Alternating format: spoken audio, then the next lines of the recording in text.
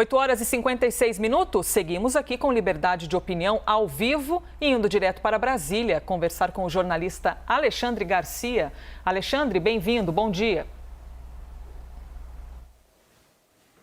Bom dia, Elisa. Então vamos à nossa conversa. Para já, vamos em frente. O ministro do STF e também presidente do Tribunal Superior Eleitoral, Luiz Roberto Barroso, falou agora há pouco com a CNN sobre os riscos de uma eleição com voto impresso. Ele disse que, em um país com muita corrupção, roubos de carga e com facções criminosas, há inúmeros problemas caso a eleição não seja feita de forma eletrônica. Queremos ouvi-lo então, Alexandre. Como você avalia as palavras do ministro? Bom, em primeiro lugar, um ministro da Suprema Corte do país se mostrar já alinhado à existência no país de roubo de carga, de organizações criminosas. Eu acho que a primeira coisa é prender os ladrões de carga e acabar com as organizações criminosas, né? E não conviver com elas e usá-las como argumento. Mas ele foi um excelente argumentador. Ele é, como bom advogado, ele é bom argumentador, né? Agora, eu queria contar o seguinte. Ontem, nós mesmos cobrimos, né, o encontro em Genebra de Putin e Biden.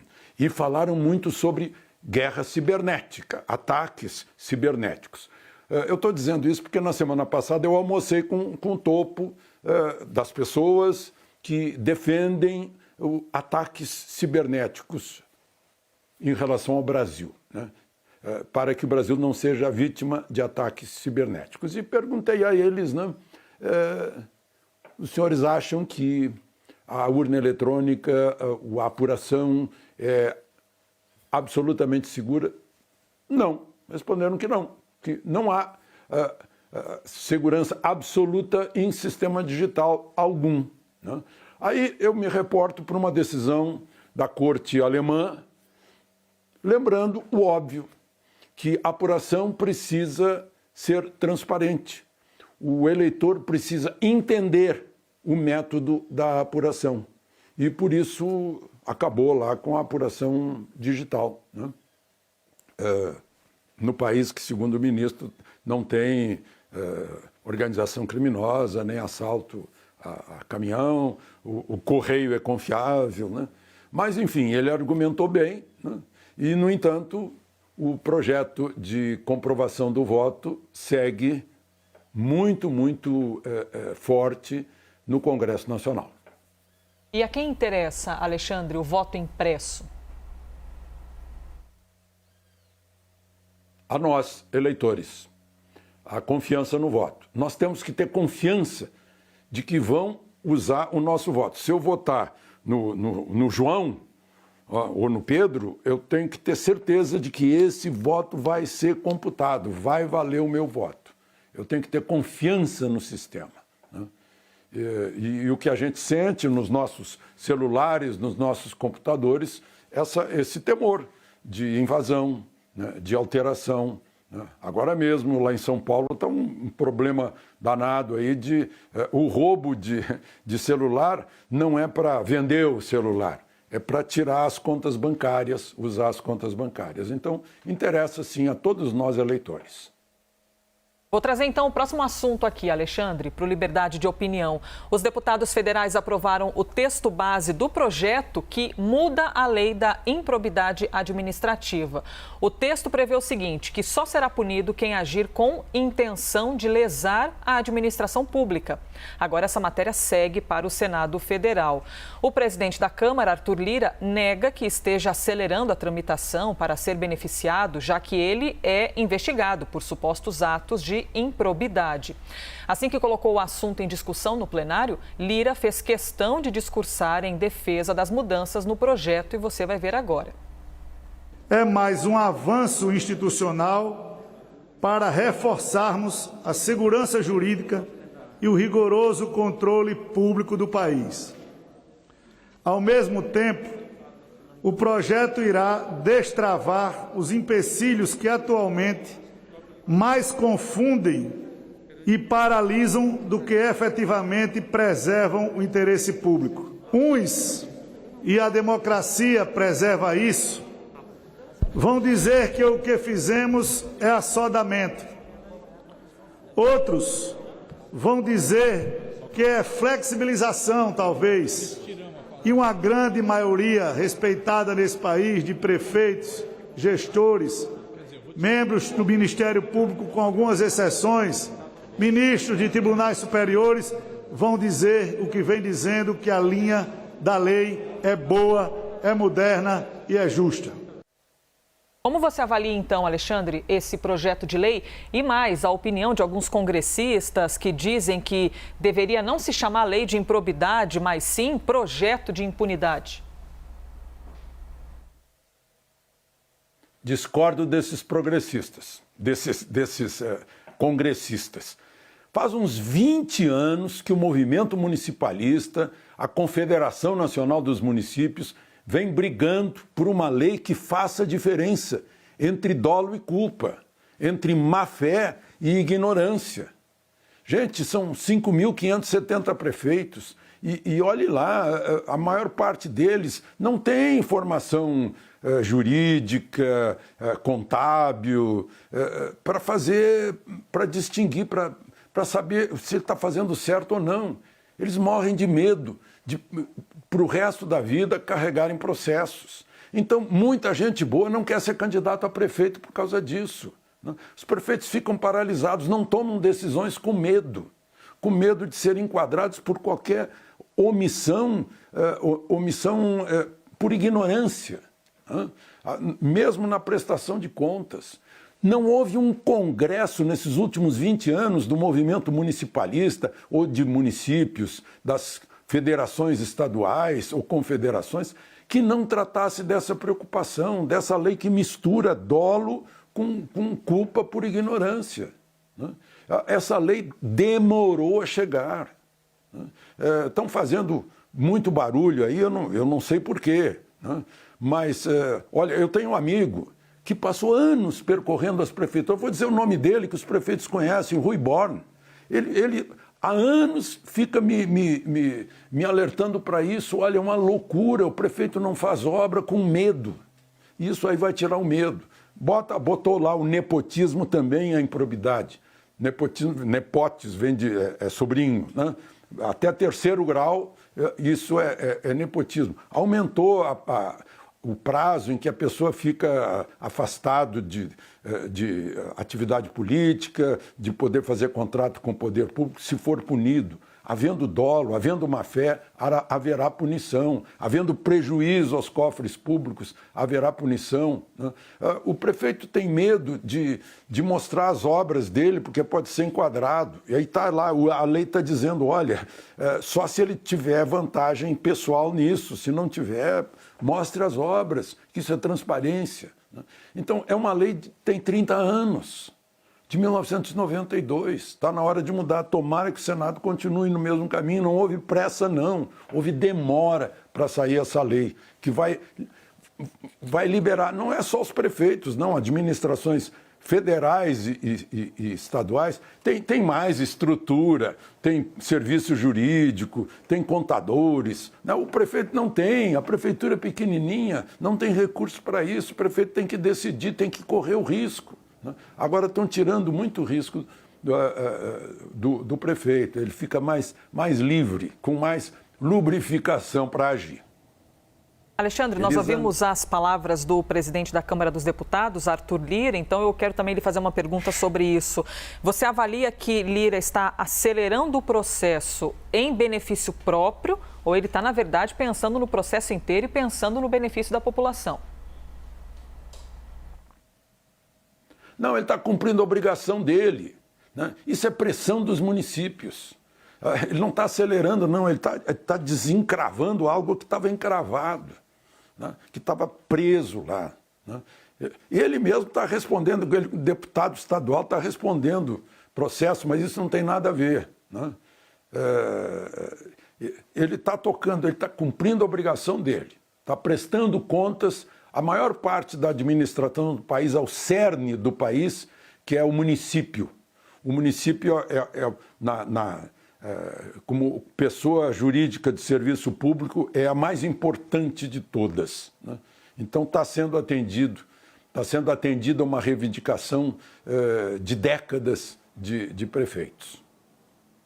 Seguimos ao vivo ouvindo a opinião de Alexandre Garcia no Liberdade de Opinião. Vamos falar agora sobre CPI da pandemia. Alexandre, o relator da comissão, o senador Renan Calheiros, informou ao jornalismo da CNN que vai incluir o ministro da Saúde, Marcelo Queiroga, na lista de autoridades que passarão da condição de testemunhas para a condição de investigados. Os senadores avaliam que Queiroga demonstrou diversas vezes não ter autonomia para conduzir a pasta e que, apesar do discurso, submete-se ao que consideram negacionismo do presidente. Procurado pela CNN, o ministro Queiroga, até o momento, ainda não se manifestou. Alexandre, como você avalia então essa decisão, esse posicionamento do relator da CPI, o senador Renan Calheiros? Bom, rapidamente, porque há vidas em jogo, negacionismo é negar tratamento para quem estiver doente, em primeiro lugar. Em segundo lugar, Renan Calheiros, ele decide, então, hora de agora em diante, você vai ser investigado. Ele tem esse arbítrio, esse poder. Uau! Né? Outra questão, ele sabe muito bem, ele foi ministro de Fernando Henrique Cardoso, ele sabe muito bem qual é a autonomia do ministro.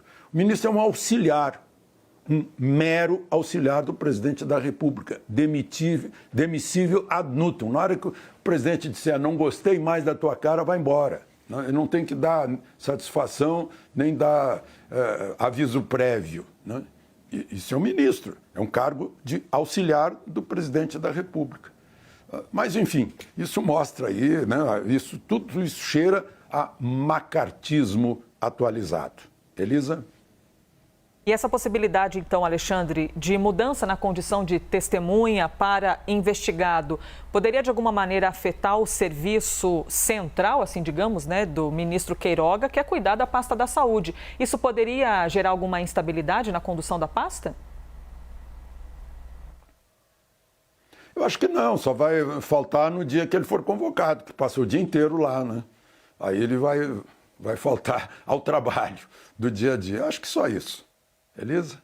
Ainda falando sobre a CPI da pandemia, Alexandre, 2 depoimentos estão, pelo menos, marcados para ocorrer hoje na CPI. Não é? O primeiro é o do empresário Carlos Wizard e, em seguida, o do auditor do Tribunal de Contas da União, Alexandre Figueiredo Marques.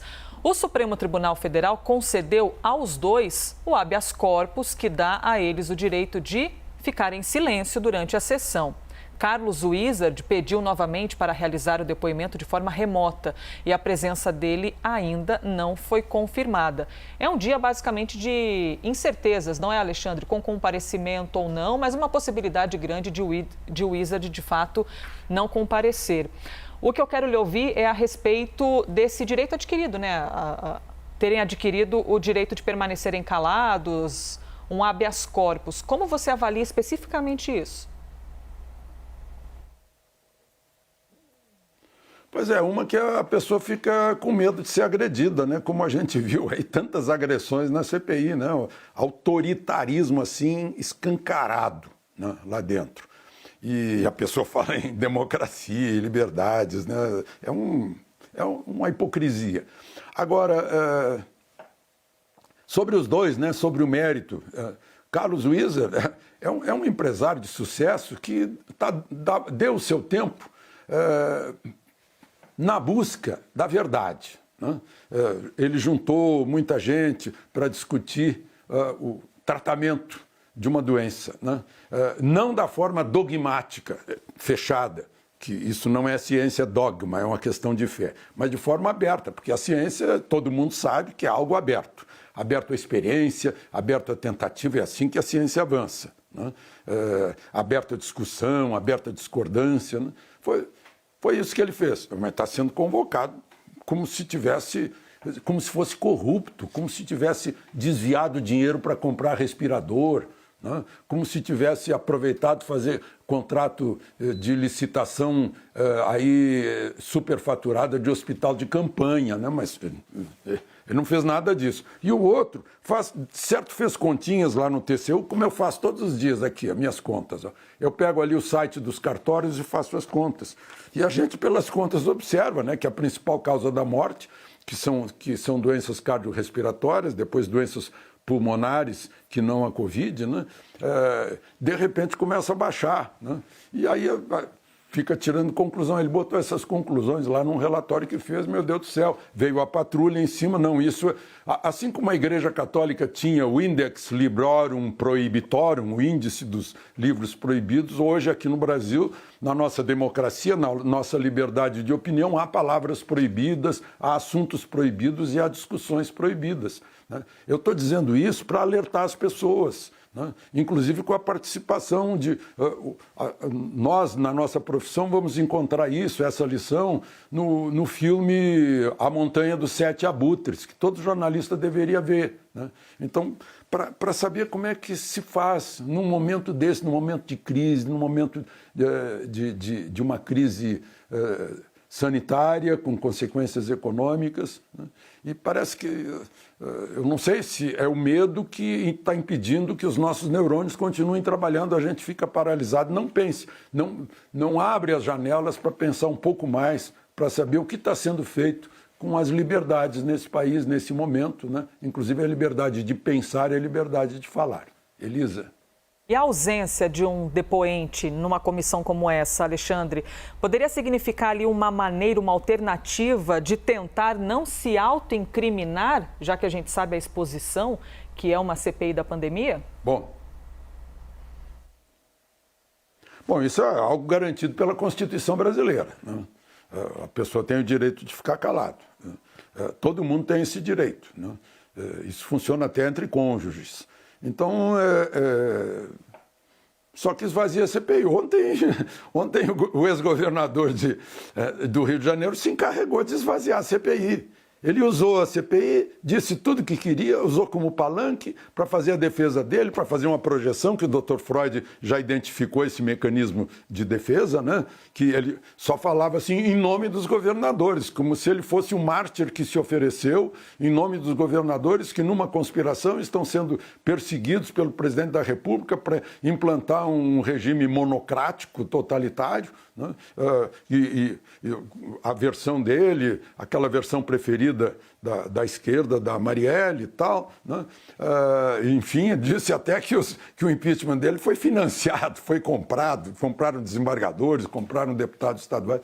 E a CPI aceitou tudo isso. E na hora que começaram as perguntas que incomodaram o ex-governador, ele simplesmente brandiu o habeas corpus e foi embora. Né? Então, a CPI ela própria está mostrando o que é. Né? E como está aberto para todo mundo ver, ela está julgando alguns, mas ela está sendo julgada por muitos.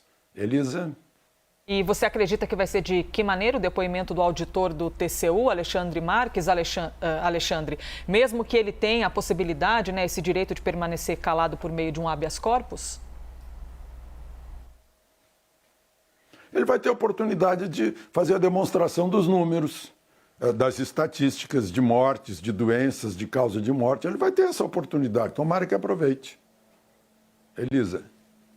Muito bem, chegamos ao fim, então, de nosso quadro. Eu ia aqui fazer mais uma pergunta, mas já ouvi que acabou o nosso tempo. Alexandre Garcia, obrigado, então, por mais um dia. Nos vemos amanhã novamente. Eles nos avisam, né, aqui no ponto, olha, você não pode falar mais, acabou o tempo, porque tem a cobertura da CPI pela frente, né? Vamos em frente. E amanhã estaremos de volta aqui, Elisa. Aproveitem o dia.